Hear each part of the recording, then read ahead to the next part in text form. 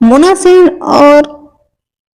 करण खान की जो जोड़ी है वो शाहरुख खान और काजोल की जोड़ी से तुलना करे जाते हैं। जी हाँ, हम आप मतलब बता देते हैं कि जो करण खान है और मोना सेन की जो एक्टिंग है, जो एकदम रियल लगते, रियलिस्टिक लगते, वो एकदम जो जाने माने कलाकार हैं, जो पुराना अपन छत्तीसगढ़ी बॉलीवुड के एक जाना माना अभिनेत्री हमारे मोना सेन और जाने माने अभिनेता करण खान, जिनकी एक और आपको केमिस्ट्री बहुत ही जल्द देखने दिखने वाली है। और मैं आप मतलब बता देता हूँ वो कौन से, अरे डिक्टो करके एक ठो गाना जो है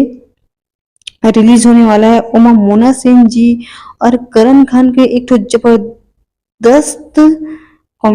जबरदस्त केमिस्ट्री आप मन देखे मिली, जेमा आप मन बहुत साल बाद जो है मोना सेन और करण खान ला साथ देखू और ये गाना के मजा लू। तो एक गाना में जो है मोना सेन और करण खान के अलावा दो कलाकार और है, और तो मैं फिलहाल कुछ देर बाद बताऊं, लेकिन सबसे पहले मोना सेन और अगर अपन करण खान के फैन हरो तो जल्दी से चैनल ला लाइक शेयर सब्सक्राइब करना मत भूलो।